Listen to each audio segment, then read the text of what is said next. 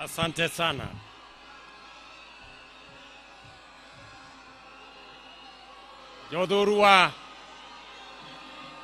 Jodorua untie. Jodorua umor. Bwana Yesu asifiwe. Hebu nione kwa mikono. Bwana Yesu asifiwe. Asante sana. Mheshimiwa Baba Raila Amolo Odinga, mama wetu Aida Odinga, waheshimiwa viongozi wengine wote na wananchi wa hapa Karachuonyo na Homabay. Kwanza mimi naleta rambirambi zangu na familia yangu kwa familia ya mama wetu shujaa kiongozi Pheobe Asiyo. Nasema poleni sana kwa sababu huyu kiongozi leo ametuacha, lakini pia tumekuja kusherehekea maisha yake, maisha ambayo imechangia sehemu kubwa katika uongozi wa kina mama katika taifa letu la Kenya na uongozi kwa ujumla katika taifa letu la Kenya. Na leta vile vile rambirambi kutoka serikali ya Kenya kwa familia hii, kwa viongozi wa Karachuonyo, watu wa Homabay, tukisema poleni sana na tutasimama pamoja na nyinyi. Huyu mama shujaa leo tunampatia heshima ya kitaifa kama shujaa wa Kenya kwa hii state ceremony, na sio kwa sababu niliulizwa, ni kwa sababu mama Asiyo has earned her place as a national hero and a national leader. We remember very well that Mama Asiyo became the first Kenyan leader of maendeleo ya wanawake. Today, we have a legacy of women leadership in Kenya. Today, here in Homabay, we can see what her mentorship, what her leadership, what her influence has brought in women leadership, not just in Homabay, but also in the Republic of Kenya. And therefore, she deserves her place as a national hero. And I agree with the Prime Minister that she deserves her name to be put in a prominent place in the annals of history and in a place of pride, both here in Homabay and in Nairobi as well. Tutaanza na hapa Homabay.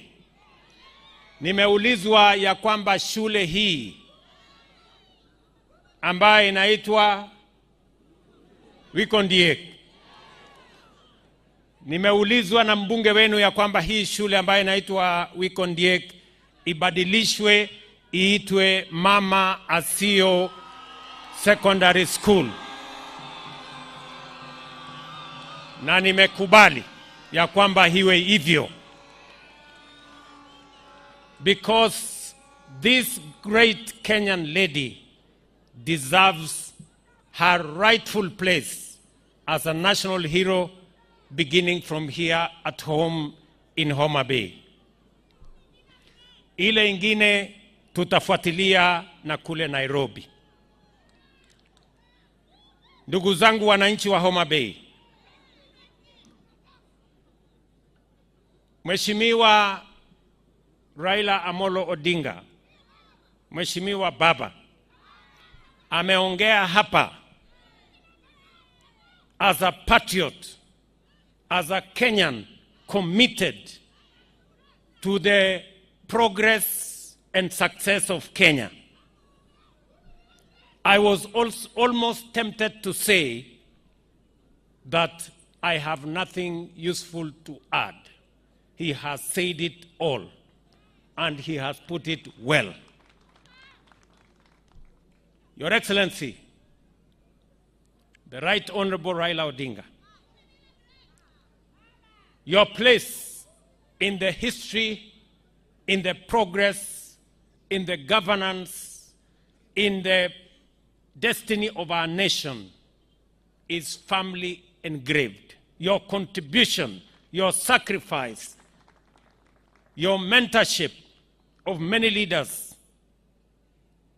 is something of pride to those of us who have worked under you in our earlier political journey. And I want to say, listening to you today, I am persuaded that this nation, and I associate and I agree with your commitment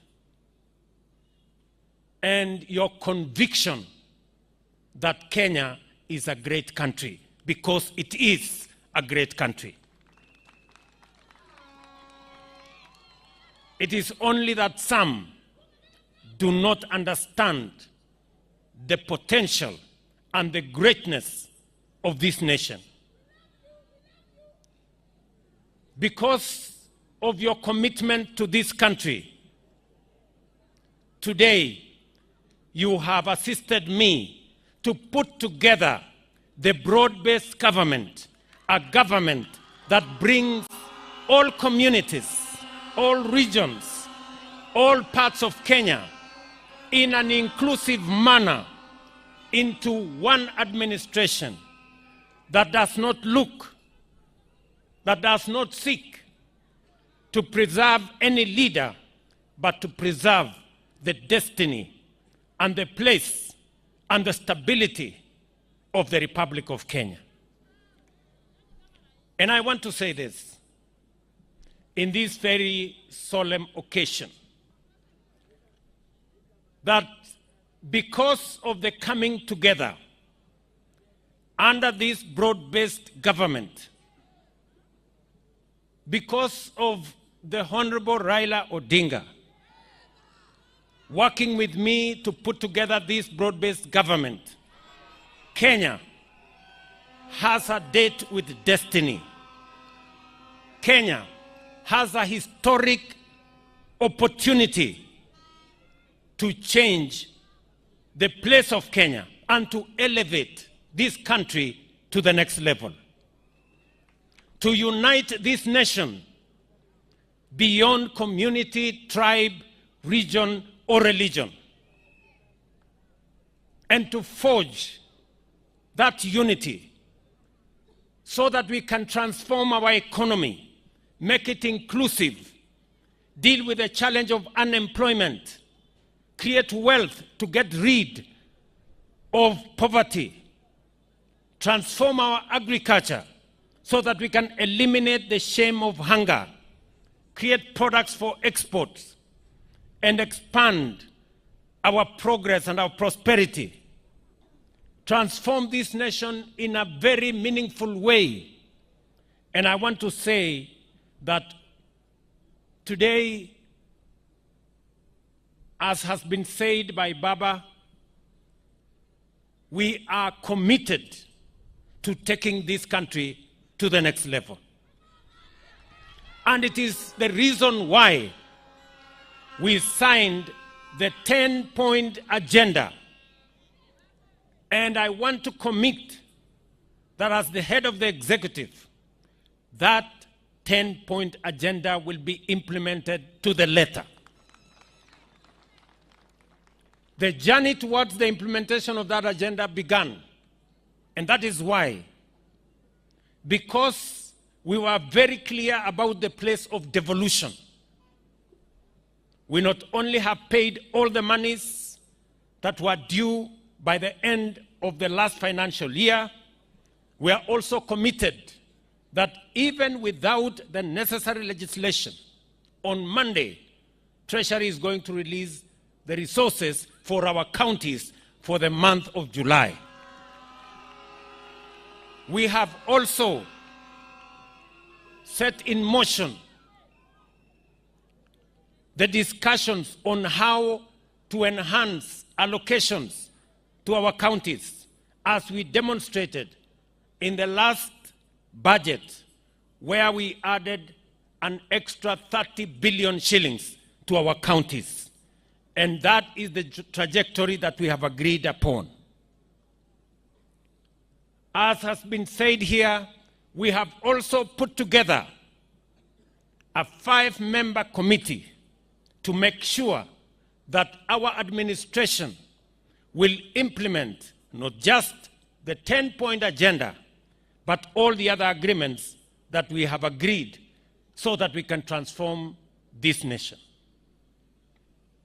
Let me also say that as part of the implementation of the 10-point agenda, today I set up the infrastructure and the mechanism to pay and compensate all those who lost their lives, those who were injured, those who were hospitalized, as part of healing our nation, so that we can bring our nation together and forge and focus our ideas, our energy, and our focus in taking the country into the future.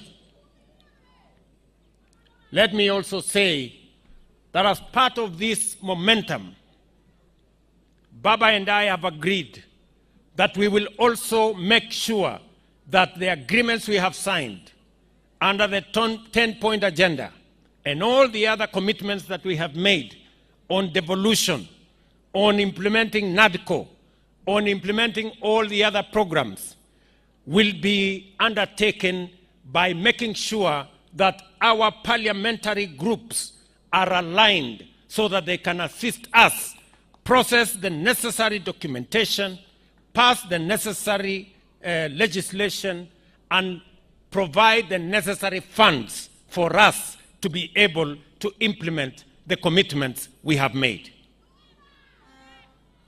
And therefore, I want to say on this occasion that we are not doing trial and error. This is not an exercise of guesswork. We know where we've come from. We know the risks our nation has gone through.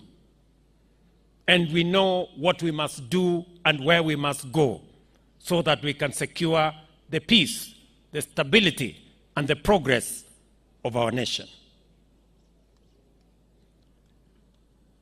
Let me conclude my remarks by saying that while in Homabay today, leaders here have asked that we focus on the development of the nation as we focus on the development of this county. Let me commit that we have provided in this year's budget enhanced resources for the development of this county. I am aware that this county and this region requires affirmative action, because for a very long time, this region has not benefited from the resources and the development of our country as other regions have. It is the reason why we have enhanced the budget, for example, for roads, from about 500 million last year to 3.2 billion shillings this year, and another 2 billion shillings will be allocated in the short term, so that we can bring back all the contractors for all the roads that had stalled. I want to commit to you that all the contractors are back. Those which are not back, they will be back. We now have the resources to make sure that we complete the roads that we made our commitment upon in this region. Not just those which are ongoing, but we have also committed to build 5 new roads. We have committed to build 5 new roads in Homabay County as part of the process of affirmative action. Huyo mama angoje tu nitamuona baadaye. Relax hapo. As part of making sure that we build the necessary infrastructure to underwrite and to form a foundation for the progress and the development of this county and our country, Kenya. This tall man, Mheshimiwa Adipo, has mentioned some of the roads that we already agreed. I want to tell the people of Karachuonyo, ile barabara mulituambia na huyu bwana Odipo ama Adipo, huyu mtu mrefu, barabara ya Namba Karabuok Adiedo. Hiyo barabara contractor yuko hapo na hawezi kutoka mpaka akamilishe hiyo barabara. Vile vile barabara ya Kadel Kanyathiang, hiyo ambayo inaenda mpaka Ramba, inaenda mpaka Gotrateng. Hiyo barabara karibu kilomita 70, contractor amerudi, hawezi kuondoka mpaka akamilishe hiyo barabara. Na zile barabara zingine ambazo nimesema tumeongeza pesa ya kuzitengeneza, kwa sababu mambo ya ujenzi wa barabara katika hii sehemu ilichelewa. Vile vile najua ya kwamba watu wengi katika sehemu hii hawajapata stima, na ndio sababu tumeprovide pesa shilingi bilioni 2 kuunganisha stima kwa wananchi ama manyumba ama households 20,000. Kazi ambayo inaendelea kutoka sasa mpaka Disemba, tutakuwa tumeunganisha nyumba 20,000 hapa Homabay as part of bringing every part of the country together so that we can move together as a nation. Mimi nataka niwashukuru watu wa Homabay katika program yetu ya kuhakikisha ya kwamba kila mwananchi anapata matibabu. Watu wa Homabay mumejisajili, nyinyi ni county namba 13 kwa Kenya mzima kwa kujiandikisha kwa mpango wa SHA. Mimi nasema pongezi Governor Wanga, pongezi government ya hapa Homabay, pongezi watu wa Homabay, endeleeni hivyo, na tunataka kila mwananchi ajisajili ndio tuhakikishe ya kwamba mambo ya afya sio starehe ya watu matajiri ama watu wanaoweza, ni haki ya kila Mkenya bila ya kujali uwezo wao wa kifedha. 533,000 people in Homabay are now registered in SHA.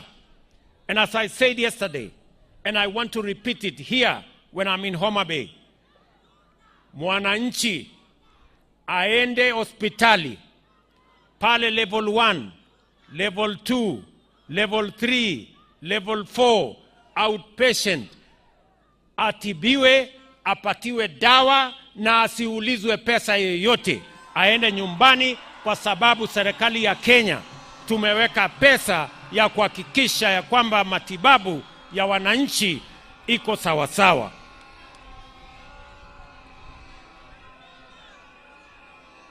Ndugu wananchi wa Homabay, mbele yetu hapa amelala kiongozi mama, shujaa wa taifa letu la Kenya.